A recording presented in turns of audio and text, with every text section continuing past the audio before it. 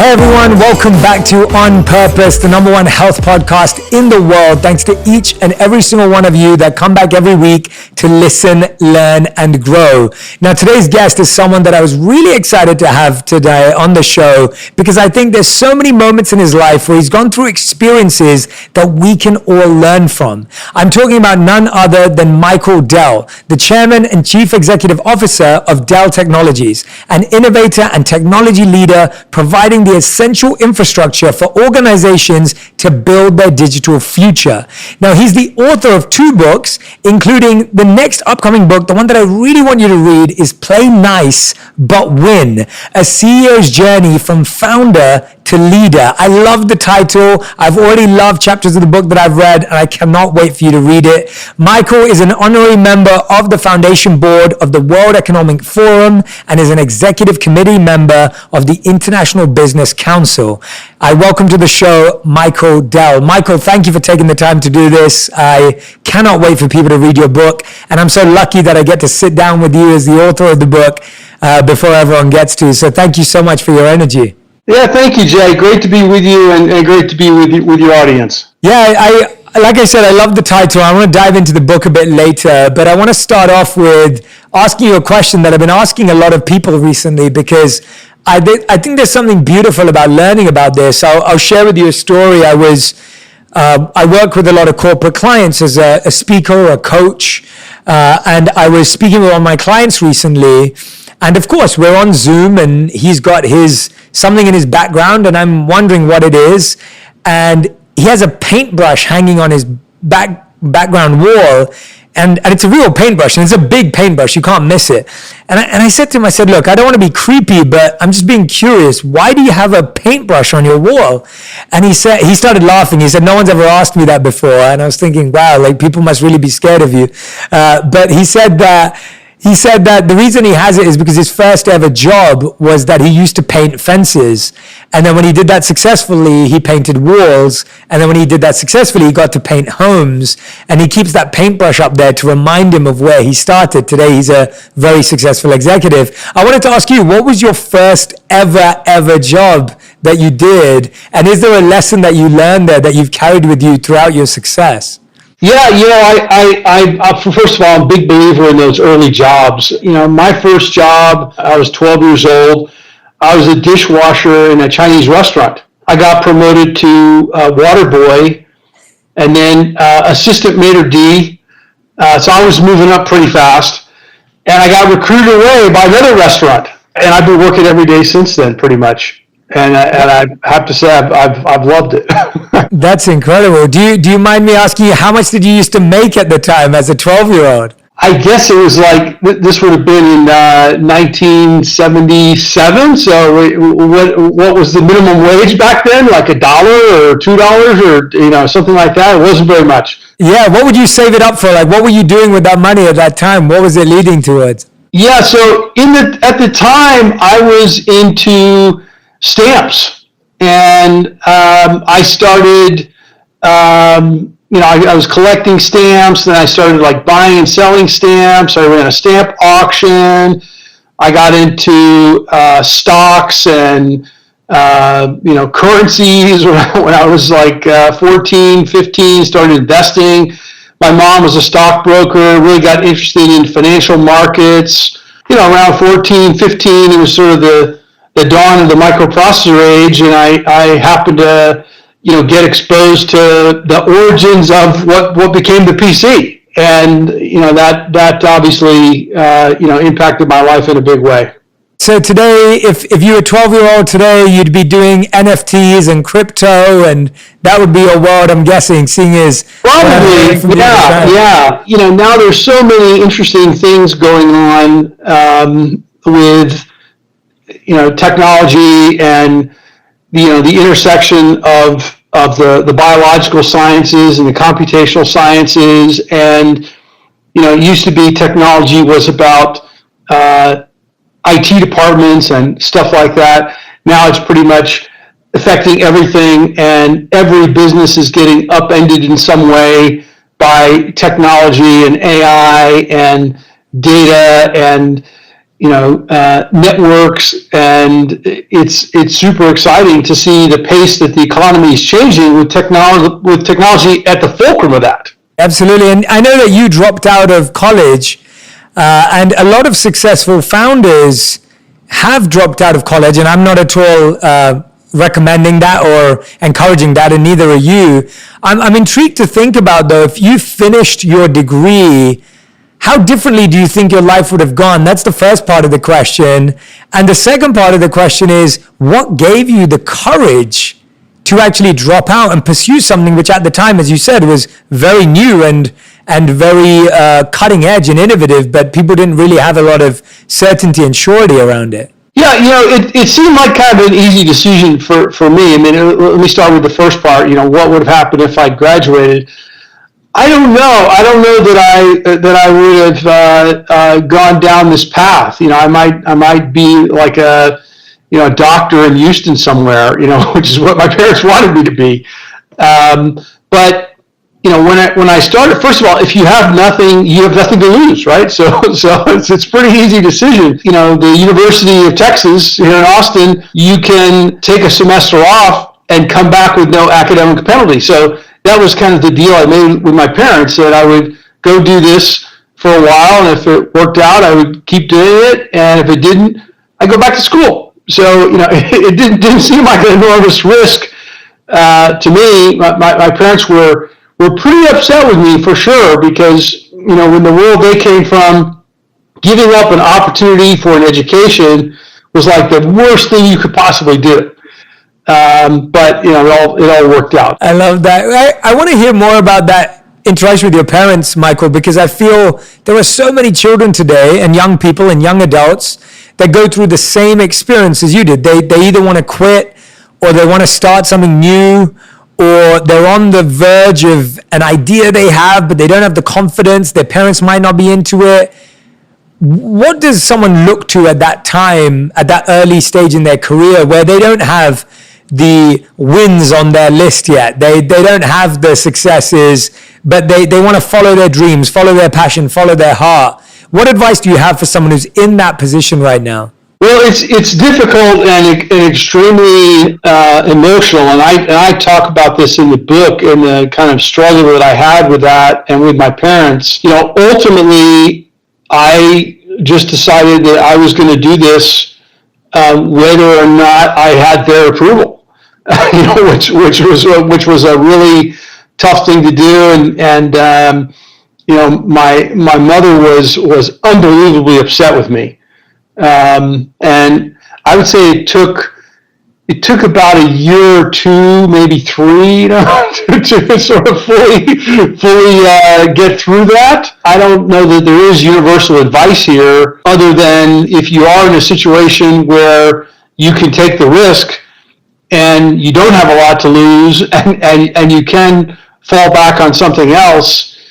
Look, I think a lot of people don't achieve, even a small fraction of what they're capable of because they're afraid to fail. They're not willing to take on more risk, and there's a lot of potential that's left on the field and never gets utilized because people want the perfect plan, or they want to do what they're supposed to do, or they're just not willing to take on that risk, and we need people to take on risk, not just for new companies, but for existing companies, and to redo and rethink and reimagine our world. We can't just do a little bit better version of what we had before. We have to constantly be reimagining things. Right. You spoke a lot about risk there, Michael. I'm wondering, what do you think is the biggest risk you ever took? You said that decision was fairly easy. What do you think? What was a time when you feel you're like, yeah, I took a big risk, and whether it paid off or not, I'd love to hear about how it panned out. But what was the biggest risk you ever took? If you looked at it from the outside in, people would say, well, dropping out of college, that was a pretty big risk.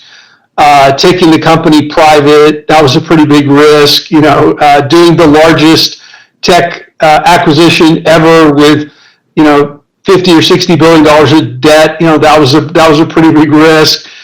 But to me, they actually didn't seem that risky, right? because I sort of on a risk-adjusted basis, I could see my way through to the opportunity. And could it have all gone wrong? Sure, but I didn't think it was going to. It's also a situation where, if I had sat there and said, gee, should I drop out of school? Should I not drop out of school? Let's go talk to 10 or 100 people and ask them what they think. Probably most of them would have told me, you're crazy for dropping out of school, okay? Yeah, well, yeah. I didn't ask anybody. That wasn't how I was thinking about it. Yeah, what would you say would be your biggest failure till date that you feel like you were down and out, where it was a really tough situation? Was there a moment where things really felt like they weren't working out? When would that have been? Well, look, there have been plenty of times, and I think what people maybe fail to understand is that embedded in success are failures, right? And at the root of success, you have kind of curiosity, learning, experimenting, and failure. And without those things, you don't have any success, right? and so, failures are not necessarily bad, especially if you're learning from them. And so, yeah, we've had all kinds of failures along the way, along the way to, cumulative revenues of about $1.4 trillion, right? But yeah, I mean, early on we had some super ambitious technical projects that failed, and we learned from that. We built a lot of capability that allowed us to create all kinds of new products as a result. We had inventory planning challenges early on that led us to be really world class at supply chain management because we had to, right? And necessity is the mother of invention. And the key is to learn from the failures and correct them quickly, and hopefully not make the same mistakes over and over again. And if you can learn from other people's mistakes, learn from your new mistakes that you're making, and correct them quickly, you're going to be very successful. But you gotta be willing to experiment and fail. The other thing is, when you're going into new areas, there's no playbook, right? You can't read a book or talk to an expert, tell you how to do this. You just have to start. I love that. Thank you, Michael. No, I love hearing that. It's always wonderful to hear someone who seems to be having fun and growing continuously and enjoying life on the journey as well. And I want to come to your book now, Play Nice But Win, a CEO's journey from founder to leader. I wanted to talk about the title for a bit. When you hear the words play nice but win, were these words that you said a lot? Were these words that you heard a lot? How did these words take shape in your life? Yeah, so my two brothers and I, when we were little kids and we would go out in the street and play ball with our friends, that's what our parents told us. Almost every time they say, play nice but win. And so it kind of became this philosophy of let's not forget about the winning part, right? but we're gonna play nice, we're gonna play fair, we're gonna do it, kind of ethically, responsibly. But yeah, we're in it to win, right?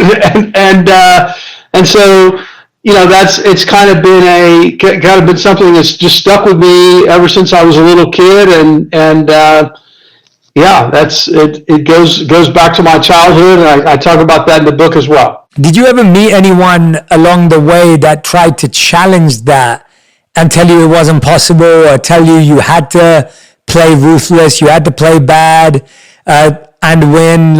Was there anyone who challenged that? And not specifically, I don't need you to tell me exactly who. I'm just saying, was there anyone who really debated and challenged that hypothesis and said, Michael, this is not going to work. You're going to have to play unfair?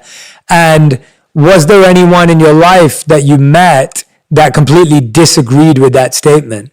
Well, look, I've been running our company for 37 years. I mean, I believe markets are long-term efficient, right?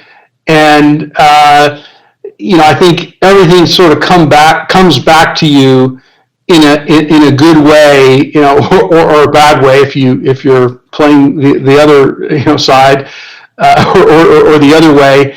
And I've just kind of avoided the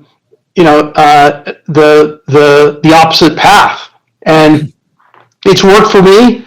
And it just feels right to me. And at the end of the day, you have to feel right about what you're doing. And when I'm 90 or 100 or hopefully older, I want to be proud of everything I did and the way I did it. And that's just really important to me. So, and look, I've run into plenty of people that didn't play nice, and I just tried to, certainly, not have them in our company, avoid doing business with them to the extent I could. And,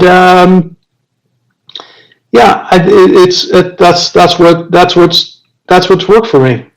Yeah, was there ever a time though that you felt pressured that you might have to change your approach to win, or was it always easy to stay to that? I feel like I love it. By the way, I completely agree with you. Like, I think my favorite way to win is to play nice, and the best way to play nice is to make sure you win. So I love that approach to life. I'm just wondering whether there were any times where you actually maybe just had a thought and you thought, well, maybe if I didn't play so nice, maybe I'd win more. Maybe I would be more successful if I did this or did this thing. Did you ever have that debate? Did you ever have that thought internally, or were you always convinced that this was the way? Not for a second. I mean, it wouldn't feel right to win if I had cheated or done it in an unscrupulous way. And I talk about in the book some of the early formative experiences where we had people that did things that weren't exactly correct, right, in one way or another. And it really surprised me. Maybe I was naive, or I think people love the clarity of knowing what we stand for, right? And knowing that we don't like change the rules depending on who it is or how important it is or anything like that. It's like, hey, we're very clear about the ethical standards that we uphold as a company, and it's just a lot easier that way. I love hearing that. Trust me, I'm so happy to hear that, because I think value-based businesses are so needed in the world right now. And when we look at things like conscious capitalism and the idea of creating wealth, creating impact through values and through purpose and through mission, it's beautiful to hear that you never even had a moment of doubt. I love hearing that, because I think it shows what's possible. I wonder, there's a lot of our listeners who may be trying to decide between entrepreneur or employee. And, today, because the entrepreneurial life mindset has become so mainstream culture and accessible, a lot more people are thinking in that direction. I wonder, what can you do to teach us about the difference between the entrepreneur mindset and the employee mindset, and what differences people can see so that they can see where they're best placed? When things get pretty heated, I think you see more entrepreneurs, and not necessarily the pure entrepreneurs. And that's okay. Everybody can choose their own path. In my experience, it's not for the faint of heart, right, to go start a business. I mean, it is all in. And when I started, fortunately, I was 19 years old, and I could work 18 hours a day and sleep at the office and had no responsibilities, in terms of family or anything like that, and had the kind of physical stamina to work like a maniac, for several years, which that's sort of what it took at the beginning. Fortunately, that didn't have to perpetuate. But yeah, I mean, it's not all glamorous and success, and there are plenty of businesses that don't work out, and yeah, I mean, it's easy to look at the successful businesses and say, wow, it was just straight up, and to the right forever. It's like, not exactly. That's not exactly the way it goes, really, in any business. But yeah, I mean, it's a very personal decision in terms of what someone's risk appetite is, and are they willing to take all that on, and when you put your head down at night, you're thinking about all those people that you're responsible for. I loved how in chapter 3 you said you don't start a company if you're not an optimist. There has to be that optimism, and part of your optimism was the openness to compete with IBM and to challenge a long-established company even when you were young. Where did that confidence come from? Where did that ambition, that desire come from, that gave you so much confidence and strength in that sort of a mindset?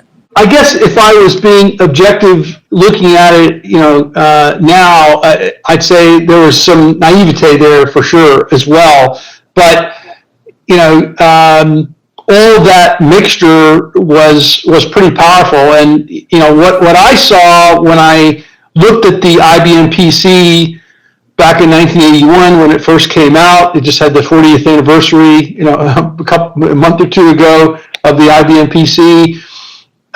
Was it was this thing they sold for like $3,000, but it had $500 worth of parts in it, and none of the parts were made by IBM. So to my teenage mind, it kind of seemed like a criminal enterprise. It's like why does it cost so much, and why does it take so long, and why can't it be faster? And had a ton of ideas. And it's hard for people to really understand right now, but back in the early 1980s, IBM was not just the most successful, computer company. They were like unbelievably dominant in this field, unlike any other company except maybe like Standard Oil, back in the day. They just dwarfed any other company in the IT data processing field. Now obviously very different 30, 40 years later, but at the time they were, the giant, and they were also like the most valuable company in America, right? So it was a big business, but hey, they seem vulnerable to me.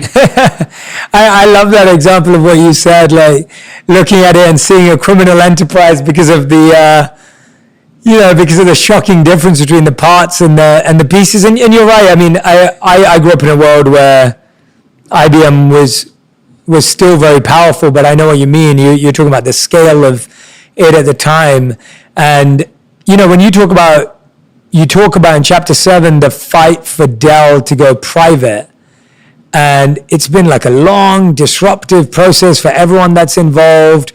And you mentioned in the book that in Dell you had this saying of failure is not an option. I want to know what kept you going in that fight to make it private. Like, what was the thing that kept you consistently fighting? Because sometimes we're fighting for fighting's sake, but in this situation, that wasn't it. You were fighting for something more important and more deep. Where did that come from? Yeah, I really felt that going private would allow us to accelerate our transformation, and it would allow us to kind of reignite the entrepreneurial risk-taking spirit that was the origin of the company. And I think Winston Churchill said something to the effect of, if you're going through hell, keep going. So we were in the middle of it. It's not like it's not easy to like stop and say, "Oh, we were just kidding. Never mind, forget it." I guess we could have done that, but once you get started, it was a fight. It was a fight worth winning. I thought we could win, and I thought it was. I truly believed that it was a very important thing for the company to do at that time to, inflect the transformation. And we can look back 7 years later and say, yeah, good thing we did that. Everyone else can make the connections in hindsight, but you were able to make the connections in the process. And I think that's always what's harder. But another area of your life, apart from your professional success, of course, but you're one of the few people who have this rare personal success too, with marrying your wife, your 4 children. And I wanted to understand, you probably get asked the work-life balance question a million times. I personally don't believe in balance. I think it's a myth. I'm not convinced that it's real, and I think that it actually causes more pressure than creates fuel in our lives when we're constantly trying to balance. I wanted to understand, what was your journey in creating a successful professional life, an extremely successful professional life, but also managing to have a real, genuine personal life as well?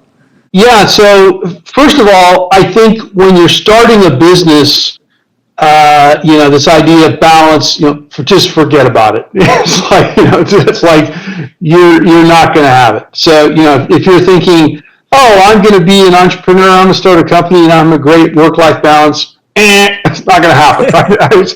If it is, it's a foreign thing to me. I don't understand how you could do that. But once you have a business kind of up and running, and you're into year 10, year 15, year 20, right? You've got, systems and processes and people. And what you find is there's a diminishing return to the number of hours worked. And also, your happiness is impacted. And you don't have to do everything yourself. And you sort of always kind of are reassessing, what is the point of impact where I can make a meaningful impact on the company and cause something great to happen. And I'm not gonna do that in my 90th hour or 100th hour of work in a week, right? There's a sweet spot there. And so I also consciously wanted to have a family and children and a family life and that kind of grounding that I had as a child, and that was something I really desired, and so I sought it out and planned my life in that way, because I also knew that if I kept working for another 10 plus years and didn't have that, I would be unhappy. Yeah, but I'm sure that there were those tough decisions to make. Like, I'm sure there were moments where maybe your wife and your children wanted your time, but you had to be at an important meeting, or you had to be on a plane. Or how did you deal with those challenges? Because they're very natural. It doesn't make you a bad person, but it's like I'm sure there were moments where you felt guilty, or you couldn't be somewhere with your family that you really wanted to be with. How did you deal with that and get through that successfully when so many other people struggle with those moments? First of all, you have to have some boundaries, and set some boundaries. And I'll say I was pretty good about having boundaries. Didn't really do a lot of work on the weekend. So that was pretty sacred time. When did you stop working weekends, Michael? When in the journey did that happen? Or was that from the beginning you never worked weekends? I'd say when we started having little kids. And I also kind of set up our house where we had a kind of place where people could come over for dinner. And so I would often have a lot of dinner, still do, at the house, and that way it just saved time. And Smart. sometimes my kids would, it's kind of a funny story. My son, he figured out when he was about 5 or 6 that, if he came to one of the dinners, toward the end, he could get a dessert, right? but then after a while, he's like, "Hey, that's Bill Gates." Maybe I'll learn something. So he would like come and sit down and participate in the dinners. Yeah, it helped a lot to do that at home. And yeah, you got to have some boundaries. You can't be in, you can't make it perfect all the time. And there are going to be times when, we haven't been doing this lately, obviously, but, when I would go to Europe or Asia on business trips, you're just going all out, like for a long time, from early morning to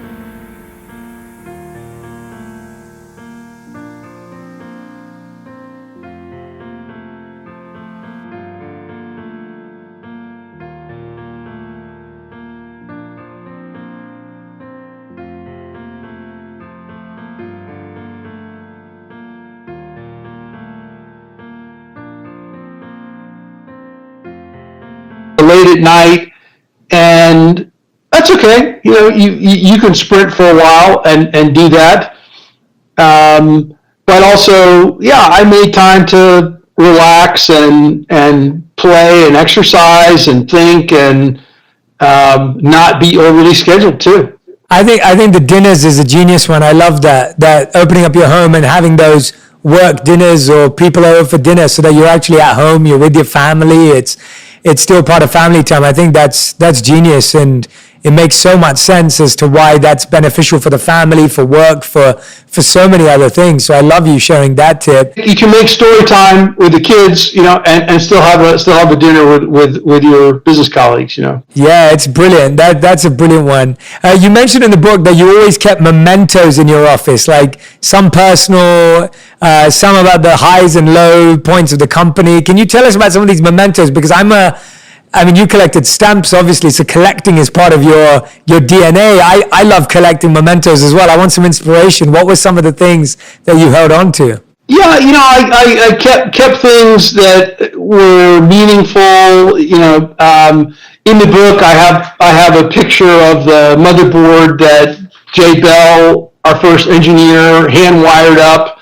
That's obviously a pretty treasured memento for me about the origins of our company, and tons of stories there. I love how one of the values of your company was to be known as a great company and a great place to work at. The first few years of my entrepreneurial journey and trying to build a team, we have a team of, just shy of 50 people across the world that are working on my certification school, my courses, my podcast, my videos, my books, just the whole area of my work.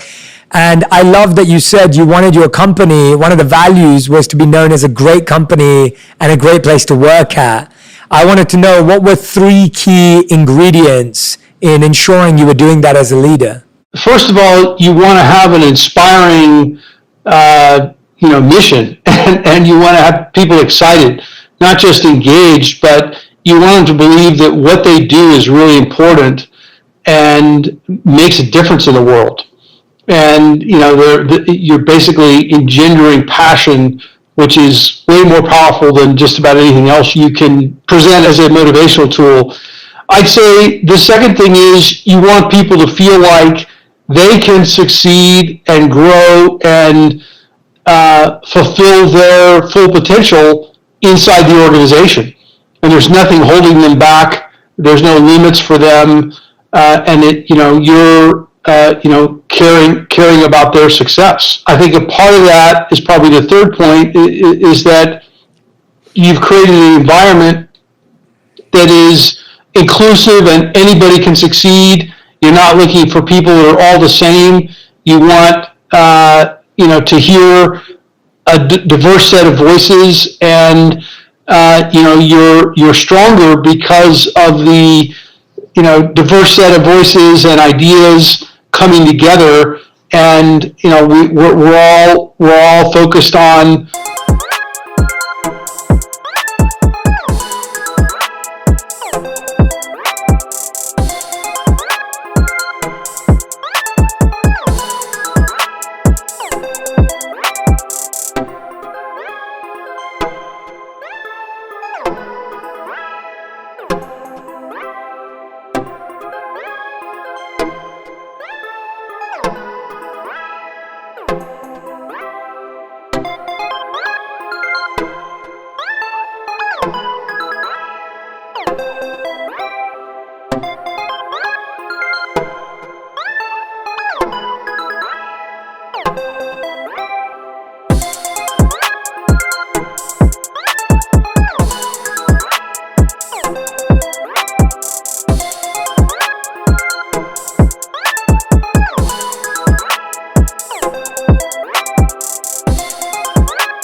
ultimately something that's bigger than ourselves. And again, we've got a really important reason to get up out of bed every morning. What we do matters in the world.